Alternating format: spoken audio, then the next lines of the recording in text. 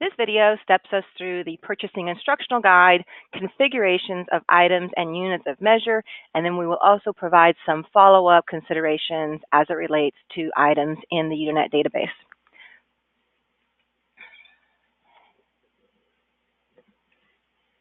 Items are briefly defined as purchasing services or materials that have some sort of unique specification. So you may have a couple of examples. We have maybe you're purchasing computers and you want to purchase computers in lots or maybe by boxes or each. And maybe you want to purchase cables, and cables would be purchased either in some sort of unit of measure, maybe a foot or a meter. And then maybe on the other side, instead of a particular widget, you might use the items to purchase maybe service tickets. Maybe your vendor provides services and you pay for X number of service tickets. And then maybe those are units of measures that are using some sort of like a call or a case. And then another example might be a client case. Maybe you pay your vendors via the number of client cases that you're purchasing from them.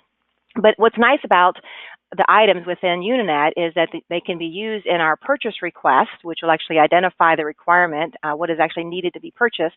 And then the purchase order, which would be that document that actually goes over to the vendor with that commitment from your company to their company to buy something.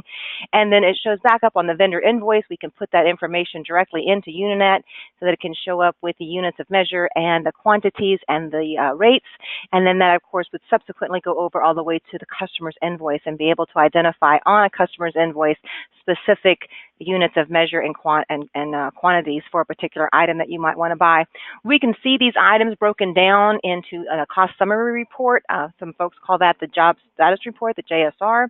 We can see those commitments over there broken down by item, and then on the new project commitment details report. There's a lot of different areas where we can see items within the system. As I mentioned, there are a couple of unique features about the term item.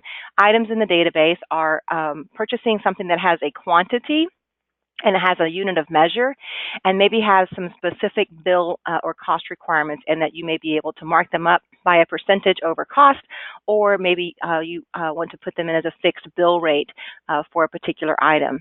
So today I'm just going to share with you how to set up expense types, which are going to be used in our items to identify how we want to create or build up the cost for these items. We use the expense type table. And I also want to show you how to create the units of measure table, and then also follow up, put all three of these two together, and come up with your items table. So you can step through the system here with me if you like. I'm just going to show you briefly where we're going to go, and then we're going to open up Uninet for you to follow along if you like. We're going to log in as an administrator and go to the admin dashboard, and under the accounting menu, we're going to look at units of measure and items.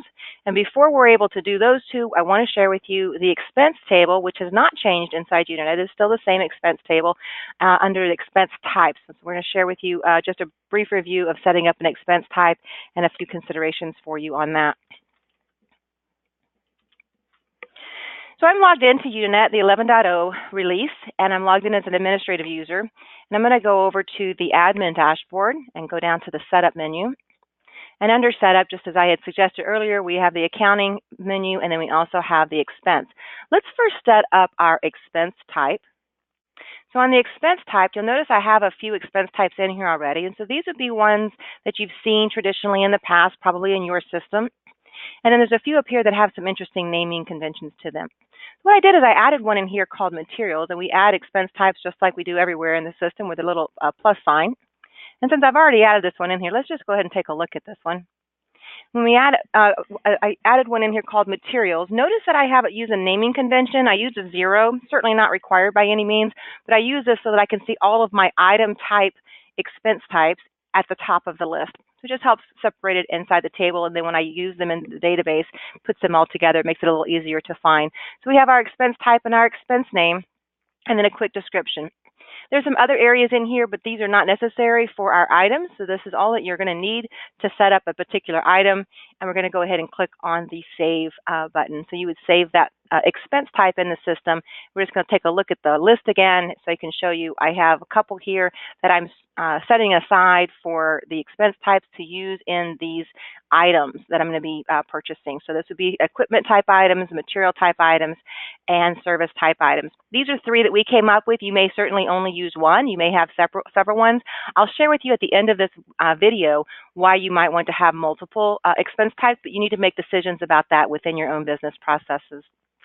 So let's go over to the accounting menu, and this is the new areas of 11.0, and we're going to start out with this unit of measure. So under the accounting dashboard, we're going to go to units of measure, and under here you can see I have a few units of measure in here.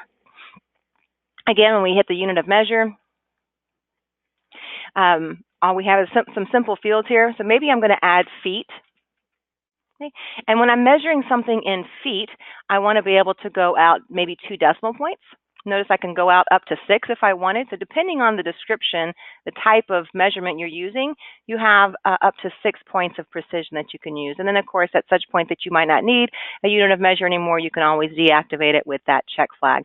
Add another one and keep moving on. Once we have a nice list of all of the ways that we measure the items that we want to buy, and here's a few that we have here, let's go up to the accounting dashboard again, and let's go to our items table. And under items, we'll take a look to see the items that we have in the database already. You can do the typical search and list page within Uninet. Notice that I have item codes and the item name in the description field. Then the type of expense that it's going to be there. Notice those same words that we saw just a few minutes ago. The way you're going to bill it, whether you can bill it by a rate or bill it by a markup. And then the type of unit of measure. What was the unit of measure record that we chose? For these two, we chose the each one, and I'm going to show you how to set up a new one. And then there are dates. So the rates that are in here, we have an effective date of when that rate is valid and whether it is a bill rate or it is a markup. Okay, we can also put a cost rate in here. There are some other places that we could put cost, but this is one of the places if you want to hold all of the cost at the master item level. And then, of course, your active flag. All right, I'm going to go in and we're going to add another one. So notice this item code. This would typically be your UPS code, maybe an inventory code, maybe it's the SKU, some sort of coding convention that you have within your organization to identify all of the items. So we're going to go ahead and click on item here. And I'm just going to go ahead and add this one here. So maybe I'm doing one called tickets. These are priority ticket items. Actually, let me see here. So this is going to be called a bill. I'm going to do this one by bill rate, and this one's going to be called a priority one service call. Right? And then the item name. Maybe I put some nice spaces in here for it, so I know it for later. Okay. And what you might want to end up doing here, maybe you have some sort of coding convention that you use. Whatever your codes are, that's fine. The system's going to be able to search and find by code and by name in many places. So this particular one, I used a little naming convention called BR because I'm going to use a bill rate on this one. Yours certainly may be different, but I use this as a way for me to decide whether I was doing it as a rate or a markup. And then those are the only 2 required fields on that side. And then this is the expense type. So if I was to do a wild character, that % wild character, it pulls up all the possible expense types that are in the expense type table. Right? Notice that these look very similar to what we have seen prior to the 11.0 release. You certainly could have one here and just use it one expense type called items and map everything to items. Or if you wanted to break them down a little bit more and put them into particular categories for these types of items, you can break down a few more. So this particular one I've gone in and I've chosen this one's going to be a services expense type. I'm going to go ahead and click on the save. When I click on save, I now have a new tab called units of measure and rates. And when I click on the units of measure and rates, this allows me the opportunity to identify how I'm going to measure a priority 1 service call. So I can measure priority 1 service calls by boxes, calls, each, feet, or meters. So for here, I'm going to say that the service calls are going to be coming in as calls. Right? Or maybe they were each, but I'm going to say those calls just so you can see the difference. And these were a bill rate, right? This was a bill rate one that I set up. So on the bill rate, I'm going to say that if they do a priority 1 service call, it's going to be $1,000. The bill markup I would leave blank. And the cost on this, maybe I put this in as $800 here. Again, there's other areas that I can put the cost rate in, but if I want to manage them at the master level, this is where I would do that. If I go ahead and click on the Save button, notice there's an area here. I'm going to do it on this next one here. Let's see. I'm going to go ahead and go back into the call. Notice I have a rate schedule here, so I can insert a row on my rate schedule, and from the beginning of time to when. So I'm going to put in, so say it's 6/30/2019. So beginning of time until June 30th, May 30th.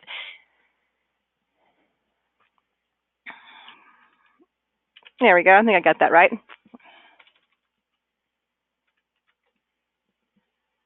All right. Through May 31st, the bill rate is going to be $1,000. But on June 1st, I'm going to move that price up to $1,500. And there, the cost on that is going to go up to $900 for whatever reason. So notice that what I'm doing here is this is similar to we have other areas where we have rate structures, and we're able to build a rate structure in on our units of measure here on this particular Priority 1 service call. All right, so I'm going to show that one to you here. I'm going to do one more option here. So that was a bill rate example.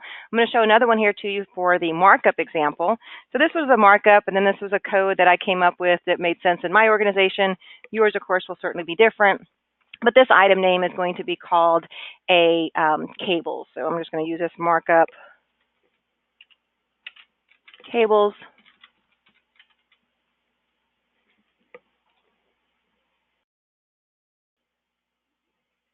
And the description on this may be cables, and maybe there's some other details information that you'd want to put there.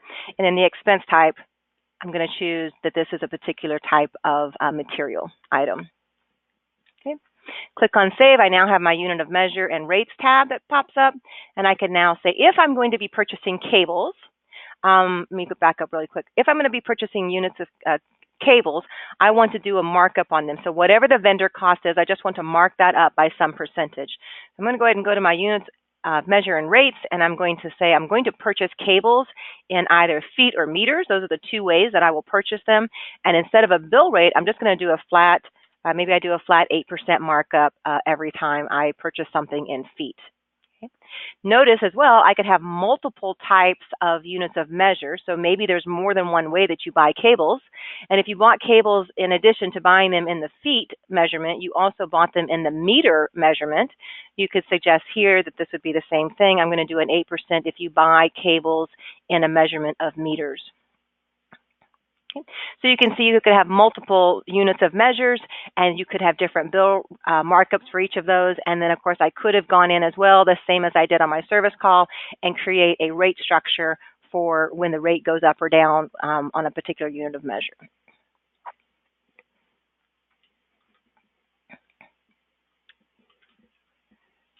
All right, so that's the end of the setup for that. The only other thing I just wanted to share with you is to keep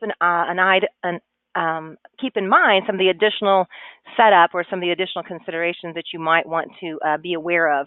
On the project side, and I'll show this to you in the system, on the projects we now have an items tab where you can decide that whether items can be purchased on this particular project. Budget tab where we will budget the items. The items, you can do a project level item selection like we have with labor categories and pay codes and locations and expense types. And then mentioning expense types, if we want to budget those, we'd need to add those over to our expense types so that we can see them over in the planner or the budgeter. On the cost summary and status report, to keep in mind that we just added a few new expense types to the system, right? So you might want to also consider redefining or creating a cost report definition that better suits the viewing of these new items, which are now expense types, okay? And then, of course, over on the administrative side, anytime you add an expense type to the system, you need to make sure that the costs are appropriately added to that with the account codes and the cost structures, and added that over to the cost elements and the cost structures. I will show you very briefly the setup here, and you'll see this in other areas of our training. But on the project, since I had mentioned it, I'm just going to go to all projects and take a look at this particular one. Any project. Notice we now have an items tab, and under the items tab you can decide whether you're going to allow items to be purchased on this project or not in this project code. And then over on the expense types, go down to items. So on the items, you now have an items menu. You can either you can add items from the master list that we had. Right. Typical search like we always do with the wildcard character. And you can decide which of these types of items would be allowed to be purchased on this particular purchase or this particular project. And you would just pull those over from the left to the right using the same type of search and pull over function that we have in other places. So that would limit the list from the master list of items down to a specific list on your actual project. Okay. If you wanted to do any budgeting with the items, we can do the budgeting over on the Profile tab. Because these are expense types, we would use the expense budget field, and you can use your bill dollar and or your cost dollar. And then when you put these into the planner, you would either put them into your expense plans or into your expense budget, and then that would show up over on the various reports, very similar to when we put in our expense budgets when we're doing typical things like travel and or mileage on particular types of trips. Another feature as well on the task side of the house, if we had a new task in the system, we have an items tab here that allows you to decide whether you want items to be purchased on this particular task as well. That about covers it with the item setup, the setup that you would need for items, and a little bit of information about some of the other areas you want to consider in some of our training documentation. Thank you so much for joining us here, and let us know if you have any questions.